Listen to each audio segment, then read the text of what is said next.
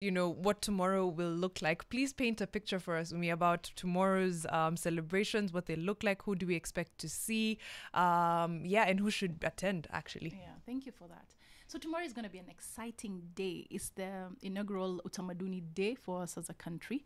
There were confusions before, but that is now besides the point. So tomorrow we're going to start at 10 a.m. All the way to 4 p.m. It's going to be exciting because we have peoples from different walks of life in this country. We have our different gastronomy displayed. We have the villages activated, the bomas, the original bomas. So we'll have food being cooked right in the villages. We'll have the camels in the Somali village. We'll have the chicken in the Luya village, etc. And then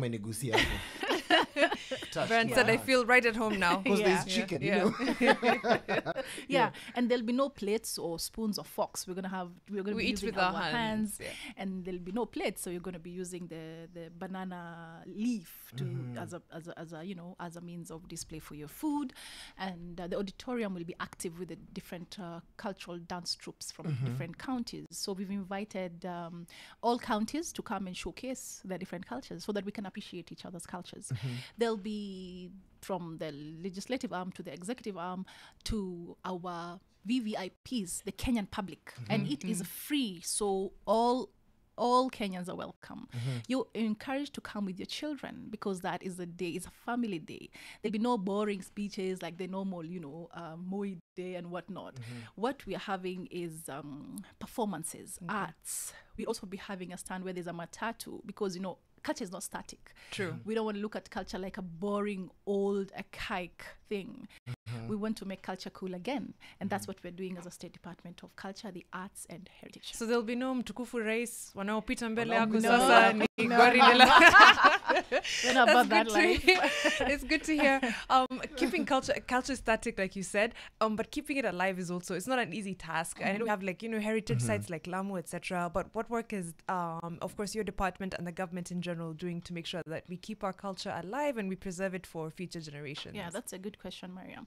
So the Constitution of Kenya recognizes culture as the backbone of the community, of the society, and also it recognizes culture as the foundation of our nation and also the civilization of our nation. So given that we are already in the Constitution, our work is to ensure that we promote, preserve, and protect our culture.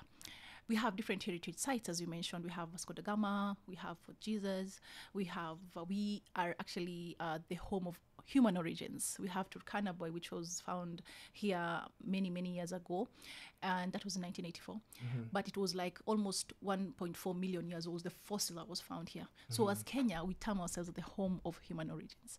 And that aside, we safeguard and protect our cultural heritage by documenting and digitizing our assets. We do this through different programs. We have a natural product industry in the National Museums of Kenya, where we document and digitize our mitishambas, basically our herbs, our indigenous trees. No, I'm just like, Mariam is looking at me like, there's something I want you to try out. Yeah, I'm like, I have a few recipes actually that I should be giving to Umi. Plus we also have medications which we used to use in the old and back in the day, where you would use certain herbs for ailments, for acne, for as a contraceptive. We actually have a tree called mturituri, some seeds in Kilifi County, which are used by women for family planning. So when she doesn't want to have a kid or she doesn't get pregnant, she eats those seeds. It's called mturituri. Yeah, I better take notes. So mturituri is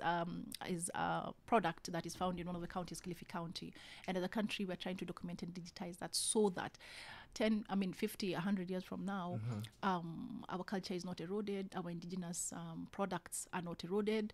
We are also employing culture champions, 30 of them in each county. So we're creating jobs for the youth.